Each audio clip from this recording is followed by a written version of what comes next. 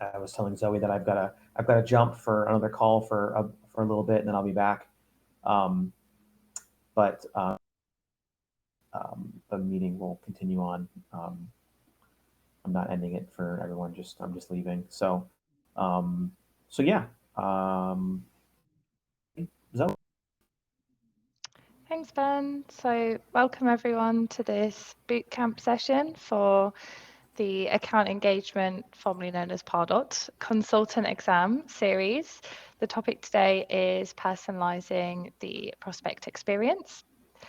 Quick introduction from me. My name is Zoe Fisher. I'm the Principal Marketing Automation Consultant at Nebula Consulting, who are a Salesforce partner. And I've been consulting for 4 years now and been using Salesforce and account engagement for about 6. So started out as an end user myself, using it for marketing and now doing consulting. Okay, so personalizing the prospect experience then, there are 2 objectives here that they're looking for when you're sitting the exam. So being able to recommend ways to personalize that experience and also design a strategy to meet a company's consent management requirements, which that second one is definitely a hot topic for me as a consultant. I have a lot of people asking about this. Um, it's an interesting topic because it's only 8%, so there's only going to be about 5 questions in the exam, but it's one of those topics where there's quite a lot of content in order to get that 8%. So I'm going to try and cover absolutely everything possible, but I'm probably not going to go into loads and loads of detail. But I will be sharing the slides at the end, and I've put some useful resources in there. Please do feel free to use the chat at some point as well throughout the session, and I'll try and answer your questions when we get to the end. So let's look at that first objective then, recommend ways to personalize the prospect experience. So in order to actually personalize the experience on account engagement, we need to be gathering data and information on our prospects first. So I just wanted to highlight a few tools that we can use to do that, as this is the sort of thing that would also come up in the exam, not necessarily quizzing you on how to achieve that gathering of data, but these topics will come up as well. So starting out with scoring categories. So scoring categories allow us to measure not just how interested a prospect is in our business, but also specific product or service areas that we provide. So if we're able to see that someone is more interested in product A than product B, then we can personalize our messaging by using that information. We can also use features such as progressive profiling and dependent fields on our forms in order to capture more information about our prospects. So if we know that they're interested in product A, what specifically are you interested in? We can follow up with more questions and gather more data, so ultimately we can deliver more personalized content. We also have custom redirects, which are essentially account engagement hosted links. So they do track clicks. And if it is a cookied prospect clicking on this, then we can see the exact prospect that's engaged with this link as well, which means that we can then use things like completion actions, and we can update their profile. And also engagement programs. So obviously the automation engine of account engagement, we can use these to listen out for things that prospects are engaging with within our program and evaluate criteria so that we can then, again, do more personalization later in the program. So there's more features available and tools on the platform. I just wanted to highlight 4 things that you might see in the questions. They'll probably mention some of these other things when they're trying to ask you about how to achieve personalization. So let's look at the 5 features where we can kind of use them for personalization. And this is what we're going to be talking about further in this session today. Starting out with Handlebars merge language, I will be referring to it as HML, as Handlebars merge language is a bit of a mouthful. And this is how we can use our merge fields in various places. on our assets. Next, we have dynamic senders. Dynamic content, which I think is a big one. I've definitely seen a couple of questions on this one pop up. Snippets, and last but not least, I am listing conditional completion actions as a mention. I'd say they're fairly new feature. They came out last year. So I'm not too sure if it will be on the exam now, but I definitely wanted to make sure it was covered in case it was. So let's start off with Handlebars merge language. So this is how we can pull in data on our prospects, for example, their first name or company, job title, industry, something I used to use all the time when I was doing event marketing. And what we can do is when we're putting together an email, for example, is we can use the merge picker, it's called, to pull in someone's first name so that we can greet them. And this is where I see it used the most, is being able to greet someone in an email in a very personalized way. And merge fields are available on not just the prospect, in this case, the recipient. It's also available on kind of related accounts, the organization, the sender of the email, and there's an other category, which I think is more sort of miscellaneous items where we can pull in things like the current year or the email preference center link.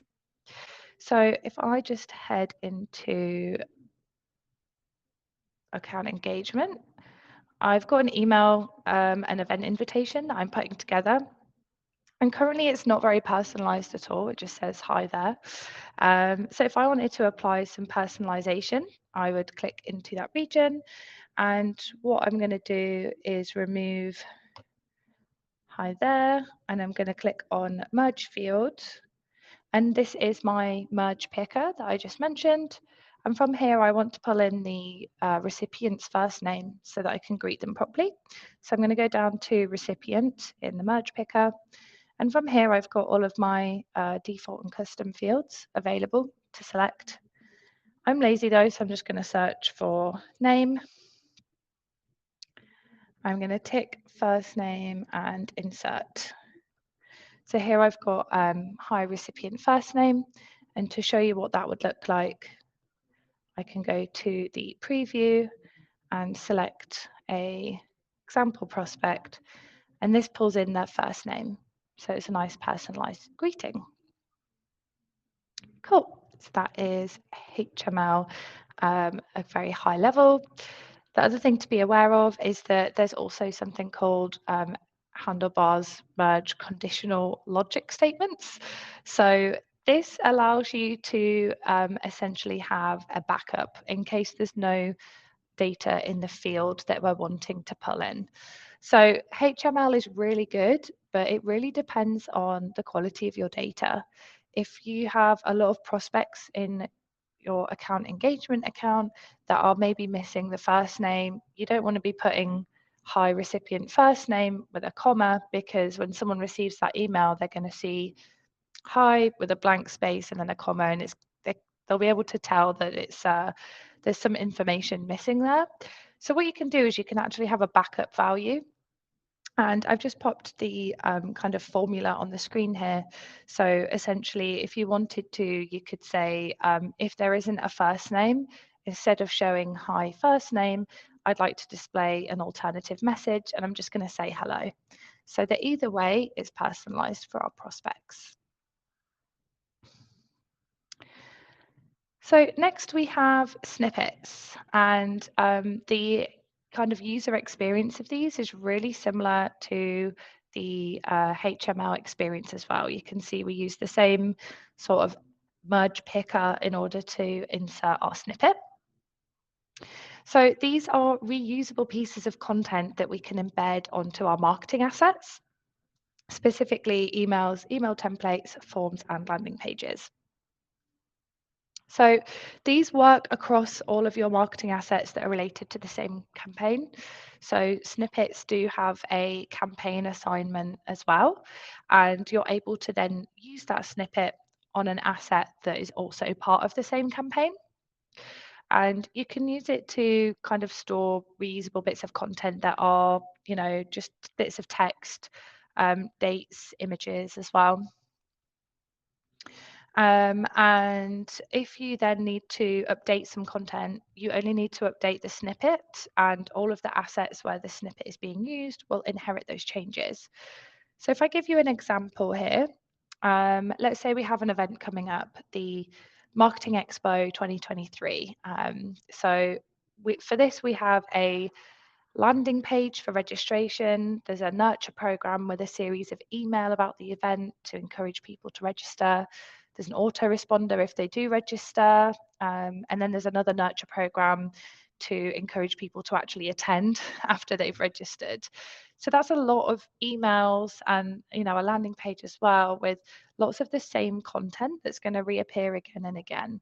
So we can actually use snippets to store the main details of our events, so that in that case, if there's a venue change or a date change or a time change, for example, we just have to update the snippet, and everywhere where it's used will be updated with the most recent information. So again, I can head into account engagement to show this to you. So first of all, I'm just going to head to my snippet. So this is what it looks like. I've got my snippet here, and it's just a text type. And I've popped in there the details of my very fake event. So the date, time, and the kind of venue location. So as I mentioned, if this had to change, I could update it here, and everywhere this is used will be updated. So if I go back into my email that we just looked at, into my editor, you can see here I'm already quite lazy and I didn't put in the details of our event. What I can do is just get rid of all of that, and I can use the merge field picker again, go down to snippet, tick the one I'm looking for and insert it. And you'll see again, it looks super similar to the HTML. If I then go to preview, I'll show you what this looks like. And here we've got the details of our event. It's inherited that content there. So if we want to repurpose content again and again, I can place this on those assets. And again, I can change it really easily instead of having to edit lots of different things. Next, we have dynamic content. This is something, again, that I have seen pop up in the exam before. So dynamic content is a way of displaying different content based on the information that we have about our prospects. So we can show variations of things based on grade, score, and then default and custom fields for prospects. And we can use it on our emails, landing pages, forms, and your website. I would say as well, it also depends if someone has been cookied. If someone maybe has been cookied previously, but then they're using a different device, then we might not be able to display the relevant content, and we have to display some default content instead as the backup. So I'm going to head back into account engagement and show you a piece of dynamic content. So here we have it. I'm going to click on edit so that you can see. So here we've got some dynamic content that's promoting another one of our events. So the first thing that I would do is pop in some default content here. And you can see that the message here is find your nearest event. So this is an event that we host in different cities around the globe. But if I do have cookied prospects that are viewing this content in an email, on a page, on my website, for example, I want to show them personalized content based on their country. So that's what I'm using as the variation, is the country field. And what I've put is, if the country is the United States or Canada, I want to show them that we've got an event in New York City and give them the relevant link to sign up for that event. Also, if their country is the United Kingdom or Ireland, we're going to show them the London event. And for Australia and New Zealand, we're going to show them the Sydney event. So I think the important thing to remember here for the exam is, what you could use this for, but also what the variations can be based on. So as I mentioned, if I just click on that drop down, we've got grade and score, and then default fields and custom fields. So it's a really cool feature of account engagement. Some of the use cases for this then, if newsletters and events, showing prospects different content based on the interest they have. I think it's really good for events if you're maybe speaking to people that are going to attend, and then you've got speakers, and then you've got sponsors. You might want to nurture all of these different segments, but instead of sending lots and lots of different emails, you might want to use dynamic content to show them the relevant information for them. Also for Engagement Studio, so if you're using multiple languages, like in the same time zone. So I'm in London, which is also the same time zone as Lisbon. So I might have an Engagement Studio program that's nurturing prospects. So it's all in the same time zone, but I want to use dynamic content to show my email content in either English or Portuguese, depending on someone's language or country. And then also for autoresponders as well, if someone wanted to request some content from you, you can use dynamic content to give them the relevant content in your autoresponder email. So those are 3 use cases for that. So continuing on personalizing our emails then, we also have the ability to use those merge fields and dynamic content in our subject lines to improve our open rates and engagement there. And we can also personalize who the email is coming from by sending it from someone that the prospect has a relationship with, such as their account owner or the prospect owner. So again, let me head back into account engagement to show you how we can do this. I'm going to head back to my email, which is great because it's got all of my personalization. So if I wanted to, I can use the advanced subject composer here, and I could put a personalized message here. So if I use my merge fields, I'm going to pop in the first name so that we've got some personalization up there. And in the sending tab, I can decide to choose the assigned user or the account owner as the sender of this email so that it comes from someone that this prospect might already have a relationship with at our business. I would say that if you're using assigned user or account owner, you should always have a backup of a specific user or general user just in case someone isn't assigned or doesn't have an account owner. Cool, so that is personalizing our emails. So the other thing I wanted to mention is conditional completion actions. So hopefully everyone here is familiar with completion actions. So these are automated actions that would fire as soon as someone has had a specific interaction with us. For example, submitting a form or clicking on a custom redirect. And then the conditional piece of this comes in when someone also meets an additional criteria. So in this case, if someone submits our form and their product interest is something, we can send them something relevant. So I'll show you this in account engagement in a sec as well. This is available on forms and form handlers, list emails, custom redirects, files, and page actions. So let me show you this on a form. So here we've got a form and I'm just on the completion action section of it for my event again. And I've got some standard completion actions and then I have a conditional group where if someone is interested in ongoing support, we're going to send them an autoresponder email that also gives them a client case study so that they've got some useful content to read in the meantime before we get back to them. So we would just use a kind of filter here. So what are we going to base this conditional group on? And then what is our action down here? Cool. So that covers the personalization side of that objective. Next, we've got the objective to design a strategy to meet a company's content management requirements. Again, very hot topic at the moment. So what are the things we're going to look at here? We're going to look at confirmed opt-in process for emails, confirmed opt-in process for tracking, the email preferences page, and also some unsubscribe settings. So first off, I want to talk about the confirmed opt-in process for subscription. So there's many ways to achieve a confirmed opt-in, or sometimes it's referred to as a two-step opt-in process on account engagement. So on Salesforce Help, they have listed a process on there. There's a couple of processes actually.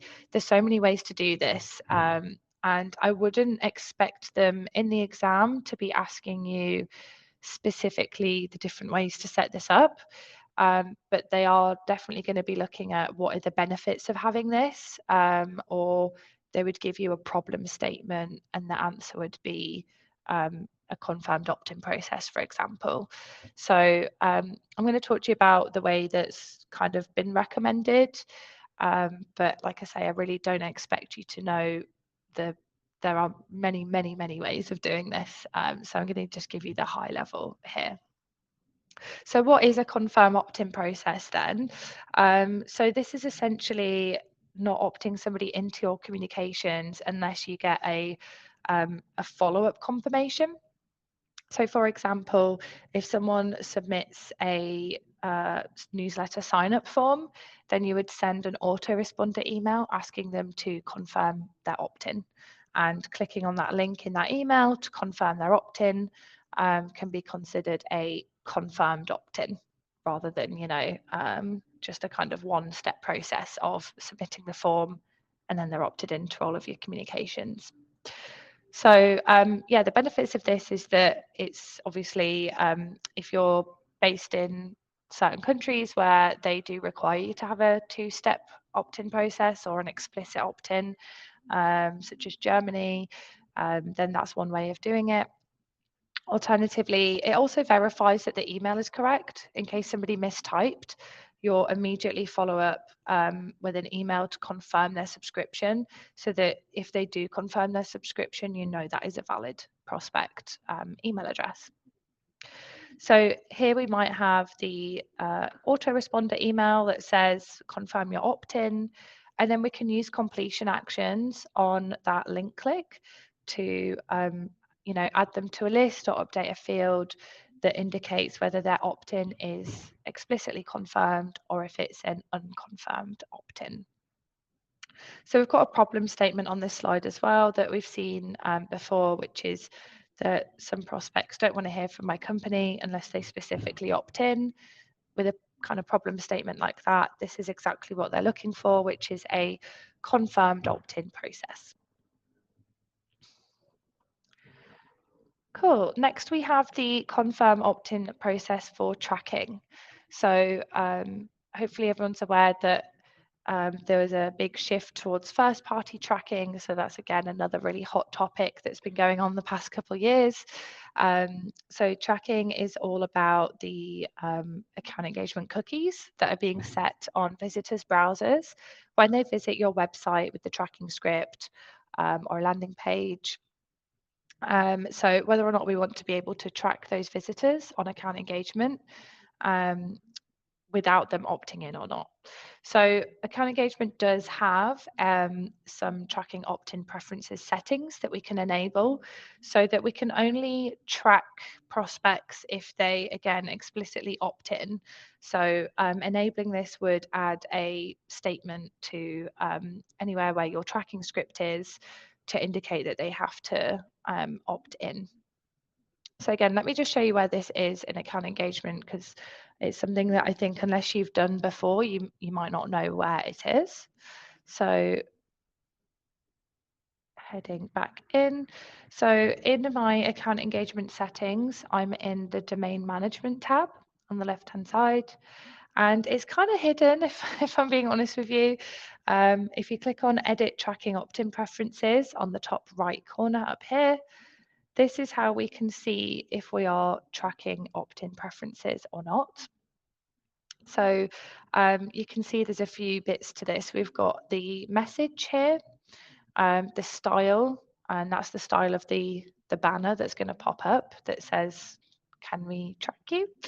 And also the link style as well. So what I think throws people off sometimes is that there isn't an on-off switch for this, or a yes, I would like this feature to be turned on or not. We need to use these two checkboxes here to configure whether or not we're going to request an opt-in from everybody or not. So by default, this setting will be on for new customers, and that was something that came out of the Spring 23 release. Previously, this was turned off for all customers unless you specifically went and enabled it. So what it looks like when it's off is what I've got on the screen. So request an opt-in if a visitor comes.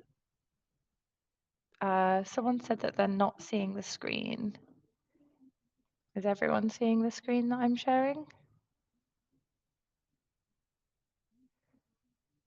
We've got a few people that can see it, so I shall proceed, but I do know this is recorded, so if the person can't see it, then maybe the recording will have it there for you after. So requesting opt-in if a visitor comes from specific countries, and we haven't selected any countries from the list, which means that we're not going to request a opt-in from anyone that is visiting. What we can do is tick the box request opt-in from all visitors before tracking. When we tick that, what it means, I'm just going to hit save, is that if we were to go to a account engagement landing page or the website with the tracking script, is that a visitor has to explicitly opt in before we start tracking them. So next we have the email preferences page. So it is recommended to use this so that prospects can choose what they would like to receive from you. And preferences in account engagement are managed using public lists. Hopefully everyone on this call and watching the recording is aware of the difference between static and dynamic lists. And you can make either of these public, which means that they'll appear on the preference page. So you need to think carefully about these preference lists and whether or not all prospects should be able to opt themselves in or out of these, or if you want a list where only specific prospects can opt in and out of, then you should use a dynamic list. So the way we manage preferences, like I mentioned, is opting in or out of lists. So someone can be on the list, but opted out of that list. And that means that even if you send an email to that list of prospects, if they've opted out, they won't receive your email. And when a prospect updates the email preference center, if there are multiple prospects with the same email address, if they opt out of some lists, then they're opted out for all of their email addresses. So it all stays updated.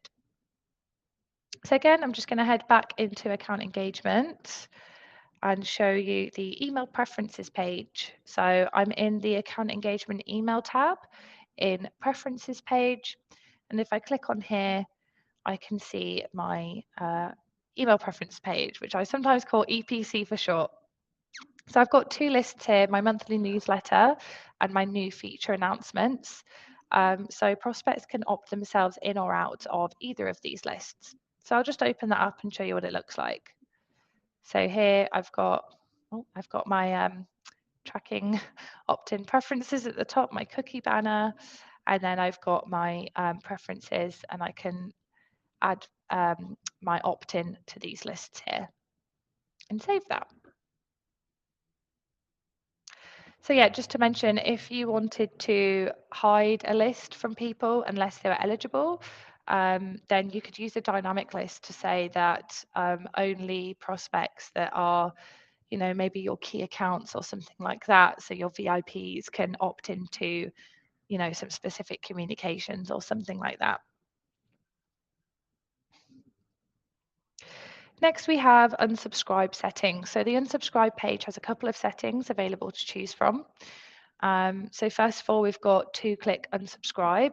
So we can enable this on the unsubscribe page to prevent prospects from unsubscribing by accident, or if you've got email security scanners that are checking all your emails and clicking all the links, you don't want to accidentally unsubscribe a prospect. So what this will do is it'll take prospects that click on the unsubscribe link in your email to a landing page where they need to confirm their unsubscribe. So that's where the two-click element comes in to play, is that they would click, go through to the second page, click on that, and then they're opted out. And then we also have the prospect resubscribe setting. So this is something that we would enable in the account settings. And what it means is that if somebody has previously unsubscribed from everything and they go to fill in a form, there will be a prompt on the form that becomes visible that says, hey, you look like you've previously unsubscribed. Do you want to unsubscribe? Click here. And then if they click on that link, it will send them an autoresponder with a link for them to click on to opt themselves back in.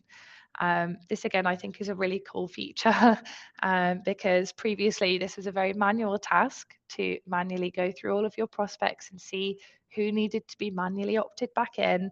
But the prospect resubscribe feature is a really good one to use in order to try and kind of regain the opt-ins of prospects that might have previously opted out.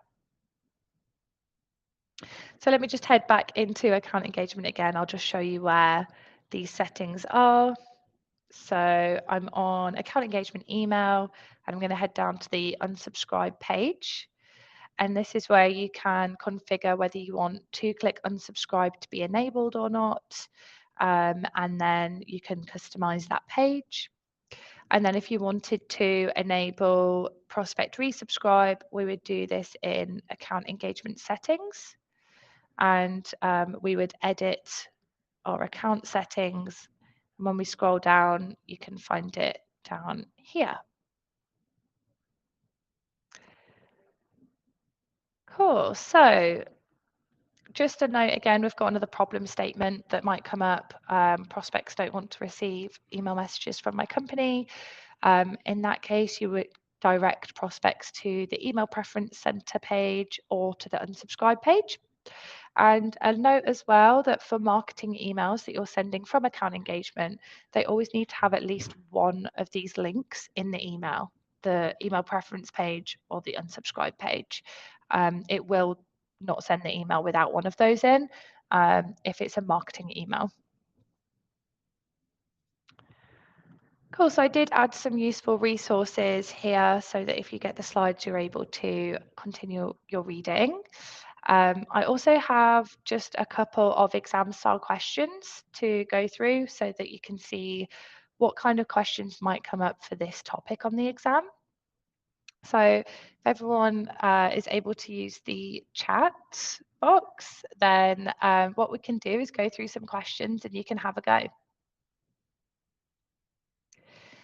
So the first question is, what can you use in dynamic content criteria? So this is a bit of a memory question, really remembering what those variations can be based on.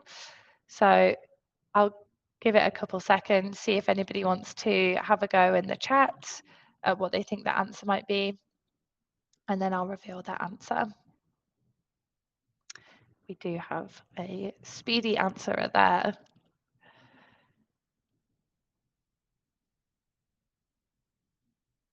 Okay, all right, got a few answers. I can reveal the answer is D. Yep, so we can use dynamic content based on default fields, custom fields, score, or grade criteria. Well done, everyone. So next, which account engagement asset supports the prospect resubscribe mechanism? I did just talk about it. So where would it appear to show that someone has opted out and they can opt in again if they would like to? Got some speedy fingers on the keyboard again here.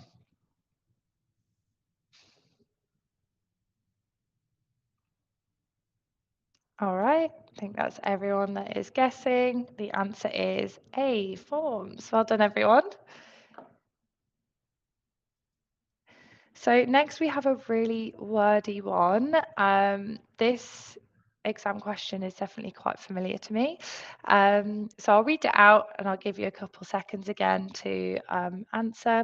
So Sun Solar's marketing team has configured an email preference process. A prospect whose score is greater than 100 can view and opt out of the list from the email preference center. However, if the prospect score falls below 100, the prospect would automatically be removed from the list and can no longer view the list in the email preference center. Which two characteristics should be true about that list? And you can select two answers from the four listed. So we've got that the list should be public list, the list should be CRM visible, the list should be a static list, and automation rules can be used to add and remove prospects from the list, or the list should be a dynamic list, which should add and remove prospects based on their score. So again, I can see a few people have answered this one already. So it looks like we're ready for the reveal. Yep, A and D is correct. Well done, everyone. So the list should be public and it should be dynamic as well. So we've got our final exam question before I let you all go for the day. Linuxsoft has a Pardot form on their website that adds prospects to their monthly newsletter list upon completion. Recently, they've noticed some of the prospects on this list have invalid email addresses. What method should be used to only add valid email addresses to their lists moving forwards? I won't read out all the answers because it's quite wordy. I'll let you all have a few seconds to read through. I think everyone's answered already. That was pretty quick. So, yeah, you're correct. We're going to send an autoresponder to prospects who complete the form with a link to confirm their opt-in status. All right, so that's everything from me today. Thank you very much for your time, everyone, and I hope this has been really helpful. I guess if we want to take a couple minutes for any questions, I'm happy to stick around.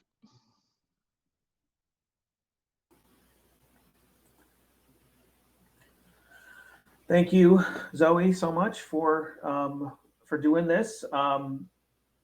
It's the email marketing part of it is super important, and it's also not the easiest part of it. The easiest part of the exam. So appreciate you coming in and doing this. And for those that are still here, this was the third session that we did. So we have a few more coming up. I would encourage you to register for those. This recording will go up on go up in the next day or two. I will make sure that everyone gets a email with recording. So yeah, no, this is good. I hope everyone is getting a lot of benefit from this. The next session is on let's see here, on the 20th. That one is at 12 p.m. Eastern, and it's covering account configuration, which is, I think, the biggest point wise or percentage wise, the biggest one. So I would strongly encourage you to attend that one. It goes deeply into the config side. So the Salesforce config with Pardot / account engagement. There's a lot of stuff there. And so if that's an area of concern or thing you want to go a little deeper on, that's going to be run by Brandon Walton, and someone else on his team, Jermaine. Jermaine Brewer and Brandon Walton from Cypress Learning Solutions. They just did at least Brandon just did a presentation at TDX not that long ago. This was like a couple weeks ago maybe.